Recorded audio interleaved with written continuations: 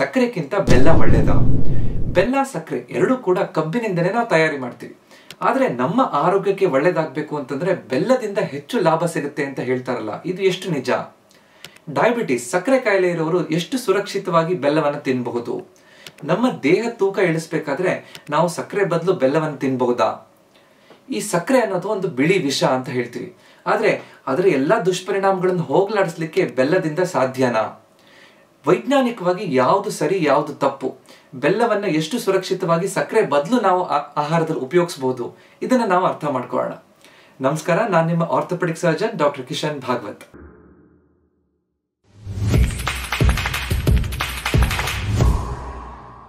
ನಮ್ಮಲ್ಲಿ ಹೆಚ್ಚಿನವರಿಗೆ ಸಿಹಿಯಾದ ವಸ್ತುವನ್ನ ನಾಲ್ಗೆ ಮೇಲೆ ಇಟ್ಕೊಂಡ ತಕ್ಷಣ ಒಂದು ರೀತಿಯಾದಂತ ಖುಷಿಯಾದಂತ ಭಾವನೆ ಬರುತ್ತೆ.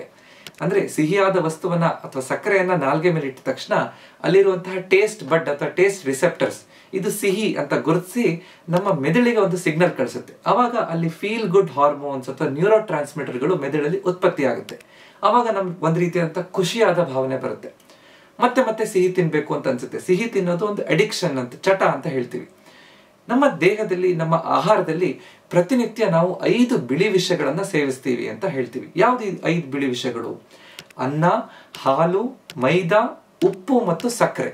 ಈ 5 ಬಿಳಿ ವಿಷಗಳನ್ನ ಒಂದು ಲಿಮಿಟ್ಗಿಂತ ಹೆಚ್ಚು ನಾವು ತಗೊಳ್ಳೋದು ಒಳ್ಳೆಯದಲ್ಲ ಅಂತ ಹೇಳ್ತೀವಿ. ಆದ್ರಿಂದ ಇದರಲ್ಲಿ ಸಕ್ಕರೆ ಕೂಡ ಮುಖ್ಯವಾದಂಥದ್ದು. ಸಕ್ಕರೆ ಒಂದು ಲಿಮಿಟ್ ಅನ್ನ ಜಾಸ್ತಿ ಆಗ್ಬಿಟ್ರೆ, ಅದಕ್ಕಿಂತ ಹೆಚ್ಚು ನಾವು ತಗೊಂಡ್ರೆ ನಮ್ಗೆ ಒಳ್ಳೇದಲ್ಲ.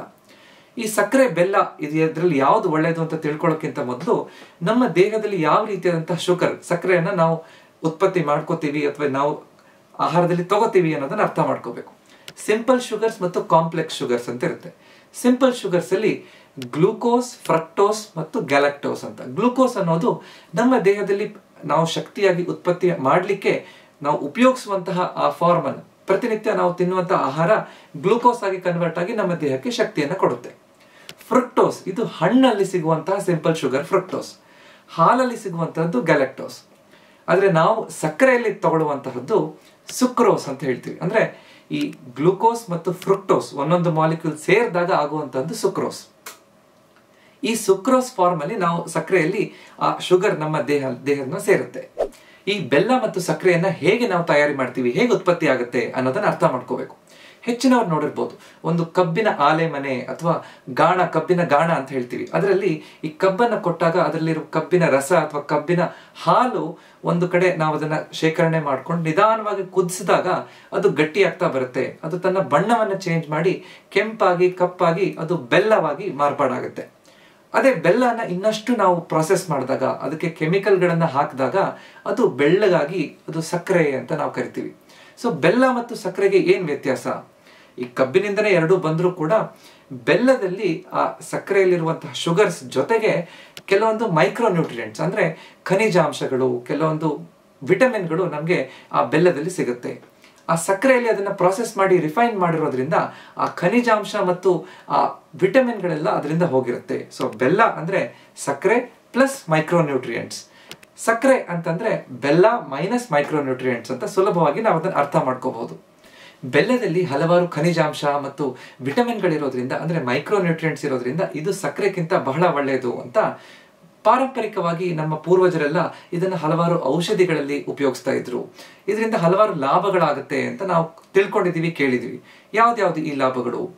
ಮುಖ್ಯವಾಗಿ ರೆಸ್ಪಿರೇಟರಿ ಸಿಸ್ಟಮ್ ಅಂದ್ರೆ ಕೆಮ್ಮು, ಕಫ ಇದ್ದಾಗ ಅಥವಾ ಅಲರ್ಜಿ ಇದ್ದಾಗ, ಅಸ್ತಮಾ ಇದ್ದಾಗ ಅದನ್ನ ಅದು ಸರಿಪಡಿಸುತ್ತೆ. ನಮ್ಮ ಚರ್ಮದ ಆರೋಗ್ಯ ಚೆನ್ನಾಗಿಟ್ಕೊಳ್ಳಿಕ್ಕೆ ಸಹಾಯ ಆಗುತ್ತೆ. ಲಿವರ್ ಅನ್ನ ಡಿಟಾಕ್ಸಿಫೈ ಮಾಡುತ್ತೆ. ಅದರಲ್ಲಿರುವ ವಿಷ ಪದಾರ್ಥಗಳನ್ನ ಹೊರಗಡೆ ಹಾಕ್ಲಿಕ್ಕೆ ಇದು ಸಹಾಯ ಆಗುತ್ತೆ. ಮತ್ತೆ ಇದರಲ್ಲಿರುವಂತಹ ಹಲವಾರು ಬೇರೆ ಖನಿಜಾಂಶಗಳು, ಪೊಟ್ಯಾಷಿಯಂ ಇರೋದ್ರಿಂದ ನಮ್ಮ ಬಿಪಿಯನ್ನ ಕಂಟ್ರೋಲ್ ಮಾಡ್ಕೊಳ್ಳಿಕ್ಕೆ ಸಾಧ್ಯ ಆಗುತ್ತೆ. ಇದರಲ್ಲಿರುವಂತಹ ಮೆಗ್ನೀಷಿಯಂ ಇರೋದ್ರಿಂದ ನಮ್ಮ ಮೂಳೆಗಳು ಗಟ್ಟಿಯಾಗಿರ್ಲಿಕ್ಕೆ ಸಾಧ್ಯ ಆಗುತ್ತೆ.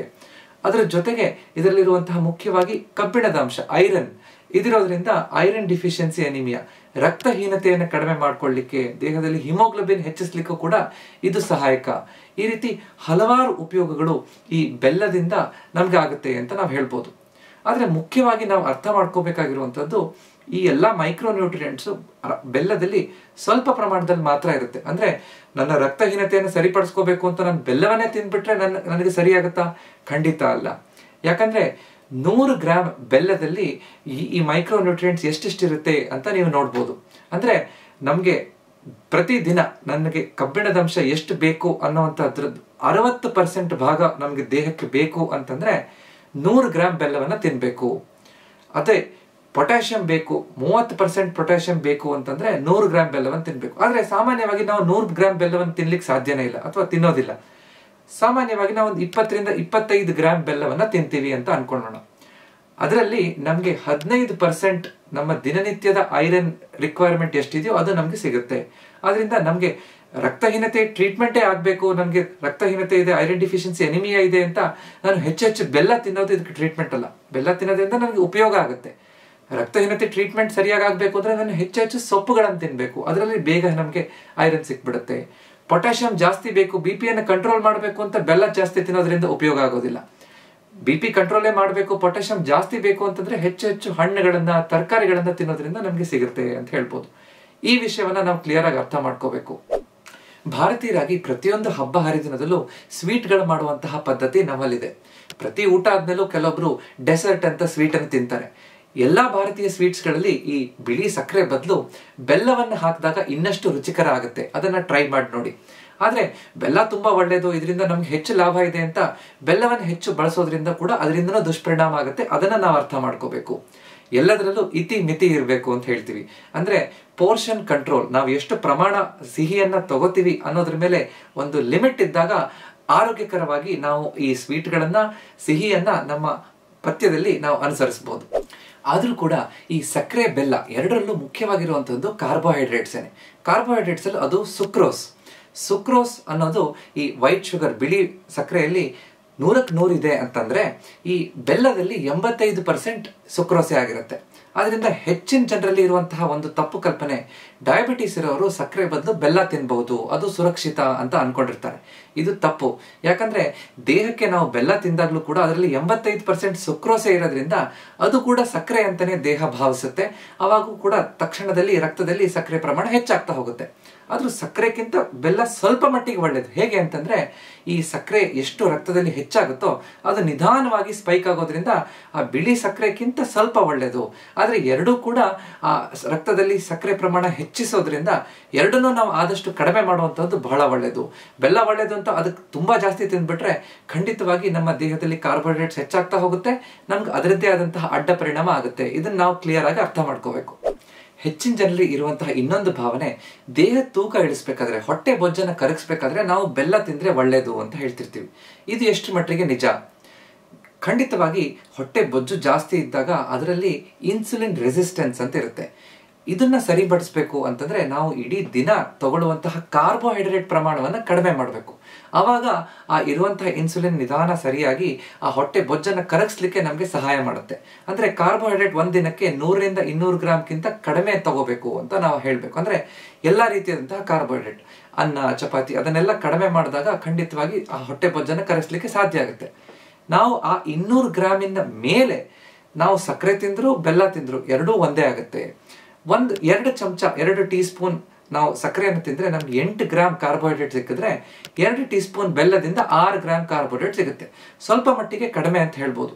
ಆದ್ರೆ 200 ಗ್ರಾಮ್ ನಾವು ದಿನದಲ್ಲಿ ತಗೊಂಡ ನಂತರ ನಾವು ಅದರಲ್ಲಿ ಸಕ್ಕರೆ ತಿಂದ್ರು ಬೆಲ್ಲ ತಿಂದ್ರು ಎರಡೂ ನಮ್ಮ ದೇಹ ತೂಕ ಇಳಿಸ್ಲಿಕ್ಕೆ ಒಂದೇ ರೀತಿಯಾದಂತಹ ಭಾವನೆ ಅಥವಾ ಒಂದೇ ರೀತಿಯಾದಂತಹ ಪರಿಣಾಮ ಉಂಟು ಮಾಡುತ್ತೆ ಅಂದ್ರೆ ತಪ್ಪಲ್ಲ.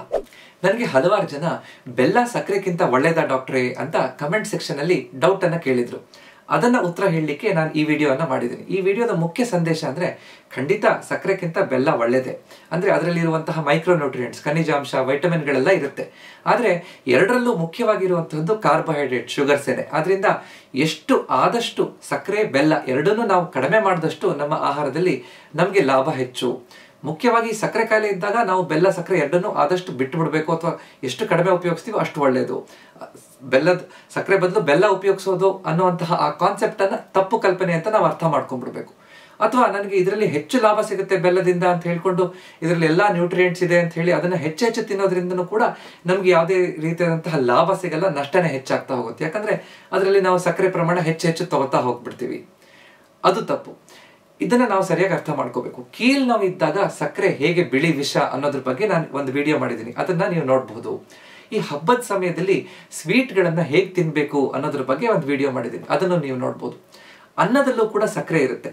ಅನ್ನದಲ್ಲಿ ಯಾವ ಅನ್ನ ಒಳ್ಳೇದು, ಬಿಳಿ ಅನ್ನ ಒಳ್ಳೇದಾ, ಪಾಲಿಶ್ ಮಾಡಿರುವಂತಹದ್ದು, ಕೆಂಪಕ್ಕಿ ಅನ್ನ ಒಳ್ಳೇದಾ, ಕುಚಲಕ್ಕಿ ಅನ್ನ ಒಳ್ಳೇದಾ, ಇದರ ಬಗ್ಗೆ ಈ ವಿಡಿಯೋದಲ್ಲಿ ನಾನು ಡಿಸ್ಕಸ್ ಮಾಡಿದ್ದೀನಿ. ಇದರಲ್ಲಿ ಡೀಟೇಲ್ಸ್ ಇದೆ, ನೀವು ನೋಡ್ಬೋದು. ಇವತ್ತು ನಾವು ಸಕ್ಕರೆ ಬೆಲ್ಲ ಯಾವುದು ಒಳ್ಳೆಯದು, ಹೇಗೆ ವೈಜ್ಞಾನಿಕವಾಗಿ ಇದರಲ್ಲಿರುವಂತಹ ಪೋಷಕಾಂಶಗಳಲ್ಲಿ ಏನು ವ್ಯತ್ಯಾಸ, ಯಾವುದು ನಮಗೆ ಲಾಭದಾಯಕ ಅನ್ನೋದನ್ನ ನಾವು ಅರ್ಥ ಮಾಡ್ಕೊಂಡಿದ್ದೀವಿ. ಈ ವಿಡಿಯೋ ನಿಮ್ಗೆ ಇಷ್ಟ ಆಗಿದ್ರೆ ದಯವಿಟ್ಟು ಇದನ್ನ ಲೈಕ್ ಮಾಡಿ ಮತ್ತು ನಿಮ್ಮ ಅಕ್ಕಪಕ್ಕದವ್ರ ಜೊತೆ ಇದನ್ನ ಹಂಚ್ಕೊಳ್ಳಿ, ಶೇರ್ ಮಾಡಿ. ಇದೇ ರೀತಿಯಾದಂತಹ ಹೆಚ್ಚಿನ ವಿಡಿಯೋಗಳಿಗೆ ನನ್ನ ಚಾನೆಲ್ನ ಸಬ್ಸ್ಕ್ರೈಬ್ ಮಾಡಿ. ಯಾಕಂದ್ರೆ ನಮ್ಮ ಆರೋಗ್ಯ ನಮ್ಮ ಕೈಯಲ್ಲಿದೆ, ಅದನ್ನ ಸರಿಯಾಗಿ ಇಟ್ಕೊಳ್ಳುವಂಥದ್ದು ನಮ್ಮ ಕರ್ತವ್ಯ. ನಮಸ್ಕಾರ.